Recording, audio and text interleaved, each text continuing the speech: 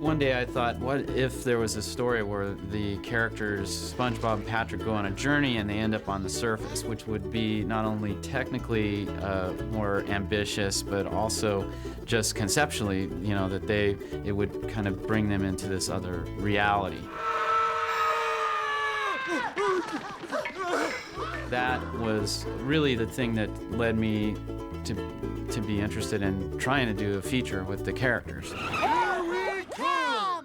It's a road movie. It's a great road movie, adventure, and it's just nuts. I am continually dazzled and delighted with what these guys are coming up with. SpongeBob came from my interest in the ocean. I was interested in scuba diving early on and surfing and really basically loved the ocean. And it's just the most fascinating place. But I also am interested in animation, so really SpongeBob is a combination of these two things that I really enjoy. I was interested in doing a show that starred one character that was kind of an innocent, based on some of the classics like Chaplin and Laurel and Hardy, that sort of humor where these childlike characters unhinge everybody around them. In your face! It dawned on me that a sponge was a really odd animal, and that would make a really strange, oddball kind of the center of the world. Look at this little guy. That's really where that idea of doing a character about a sponge came from. Originally, SpongeBob was going to be a realistic sea sponge.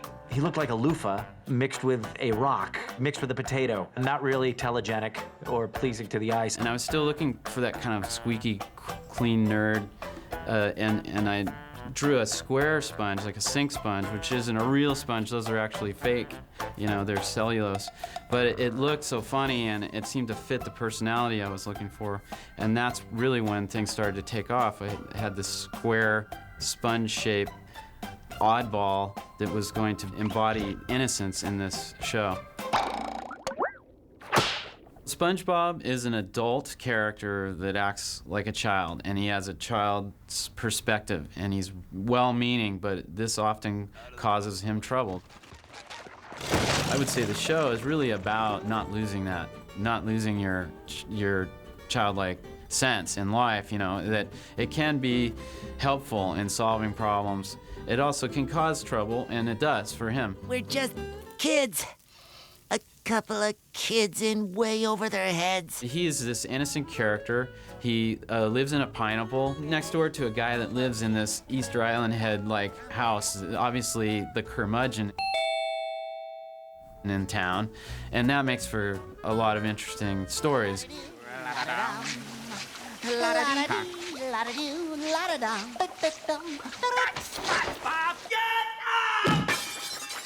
I am Roger Bumpus, and I play Squidward J. Tentacles. He's more of an adult, tries to be at least.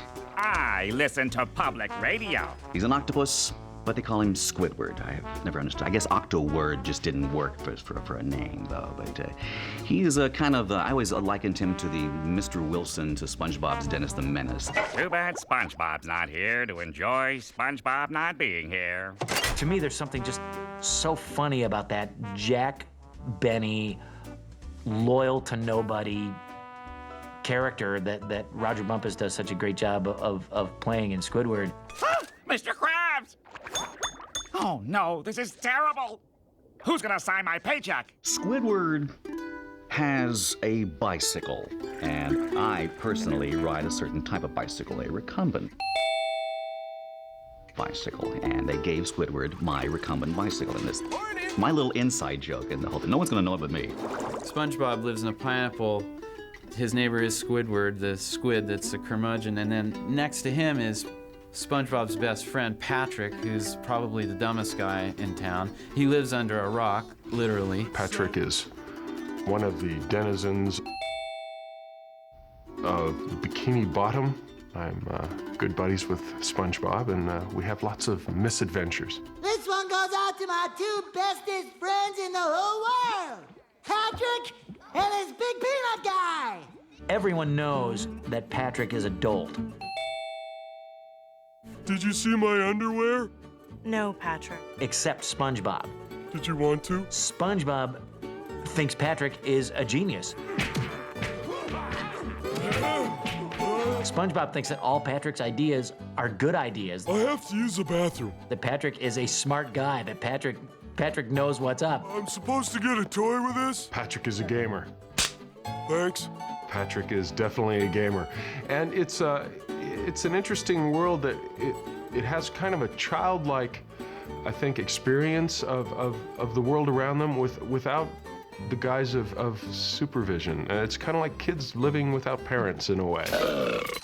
I guess you could say that maybe Squidward and Mr. Krabs provide kind of the voice of authority. What I'm trying to say is, you're just a kid. But they're not parents, though, so it's kind of a freakish scenario, I think, in that way. Hello, I like money. I play Mr. Krabs, SpongeBob's boss, and the only real adult in the regular cast. $101 for a Krabby Patty? With cheese, Mr. Squidward, with cheese. Mr. Krabs is interested in the very mature area of commerce. He's only driven and motivated by money and the acquisition of money, and he hires slave labor like SpongeBob and Squidward, and the only person that he doesn't hire is Patrick, because Patrick's just too stupid to work for nothing. I love being purple! And we've all had this kind of boss who's just avaricious, greedy, rapacious,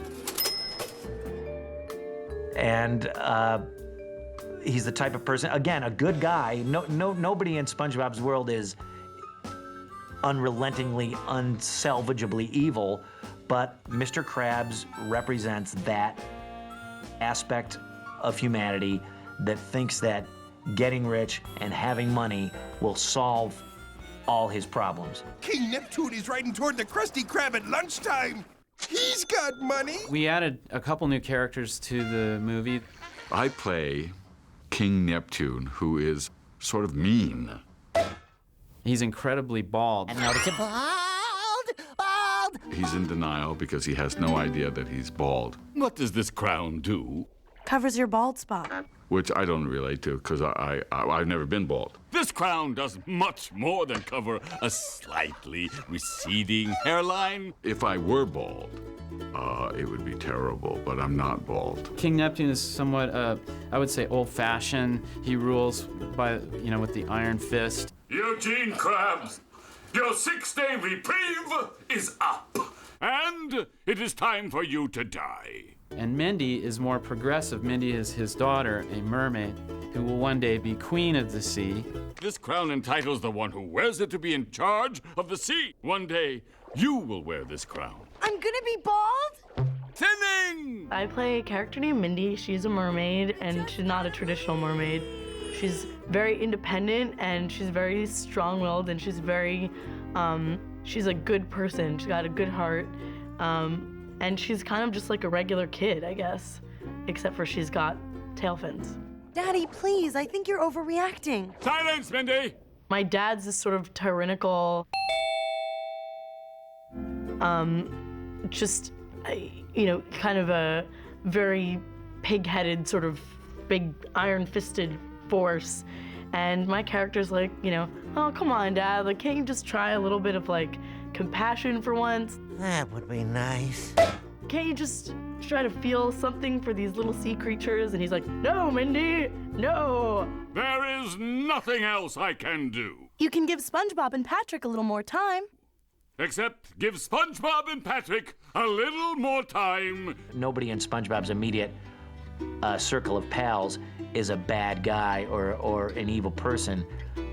Plankton, on the other hand, is evil to the point that he sees being evil and taking over the world as his manifest destiny. I'm busy planning to rule the world! I'm Mr. Lawrence, and I play Plankton on Spongebob Squarepants, huh? Pretty good. It's a good gig. The helmets can't handle this level of rock and roll! Plankton is about this big, little cyclops. And yeah, he's got a little bit of a Napoleon complex, I'd say. This monument celebrating my glory isn't gonna build itself. It's almost like he can't help it. He has this ingrown need to just take over the world and rule everything. He knows what's best for everybody. He's smarter than everybody. I guess in some ways he's like Squidward with a little more motivation. Anything that drifts is considered plankton. I think it's Greek for drifter, the word plankton. So he is a specific plankton known as a copepod, which is a really common small crustacean. And he's even designed to be similar. He has 2 antennae and 1 eyeball, which certain varieties have 1 eye. They're just like they are a cyclops. Nothing can stop me now. He runs a business, also like Mr. Krabs, a fast food business called the Chum Bucket. I've never even had 1 customer. But his food is awful, and so no one will go there. I love the character because he really is smart and he really does know his stuff, but unfortunately he's so, caught up in what he wants, that he wants to destroy things, and he's really just mad that he can't, his fast food place won't go. If only I could have managed to steal the secret to crab success. The formula for the Krabby Patty. Oh. Then people would line up to eat at my restaurant. He wants to steal the secret formula to the Krabby Patty, or for the Krabby Patty, and which is a ridiculous thing to even care about anyway. Well, I'd like to hang around, but I've got Krabby Patties to make. I'll be with my daughter and her friends, and they'll say, "Is it true that you're in the SpongeBob movie?" And I go, "Yeah, I have a voice of one of the people in the SpongeBob movie. I do one of the characters." And they say, "Who do you play? Who do you play?" Name's Dennis. I've been hired to exterminate you. Who works for Plankton? And as soon as I play Plankton, they're all like, "Ooh, Plankton." Plankton was very specific. Plankton? Ooh, we hate Plankton.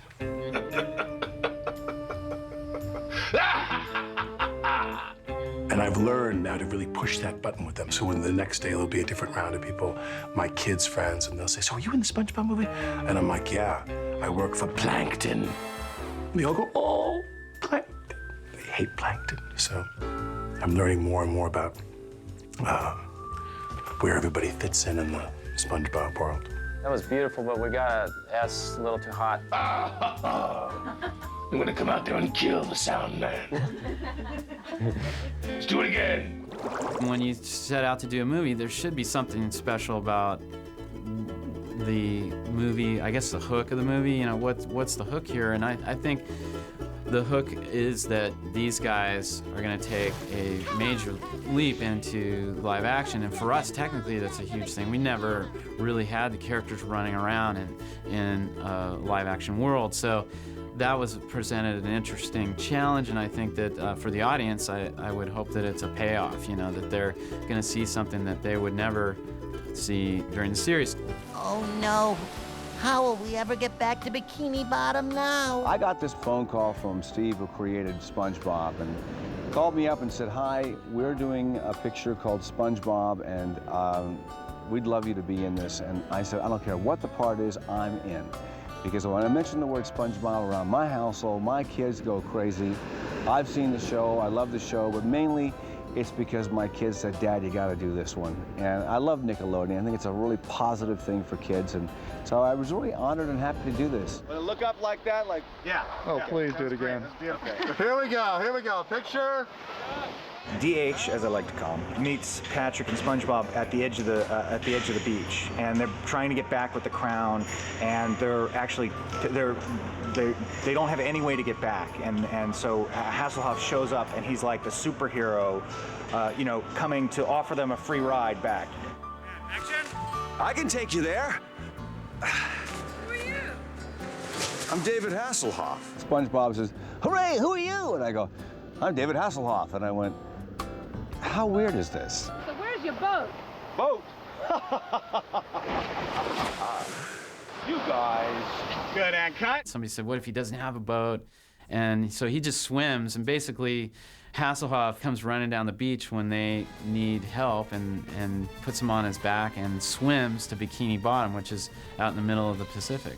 Hooray for Hasselhoff! Hasselhoff. This is our enormous 13-foot Hasselhoff body. Oh! The double size. 700-pound David Hasselhoff replica with hair from a yak.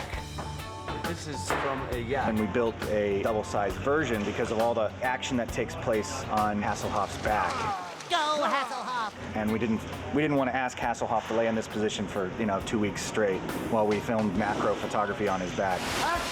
Once Hasselhoff is bringing SpongeBob and Patrick back to Bikini Bottom, and he's cruising along like a speedboat. They're actually riding on his back, and Dennis shows up, and there's a whole fight sequence on the back, goes all up and down the legs, like as if it's a fight on top of a train from an action movie, and like SpongeBob's in danger of falling off into the water, and so there's all these great shots looking down the legs, and all these amazing shots that we couldn't have gotten with an actor. So we had to build this giant version of him.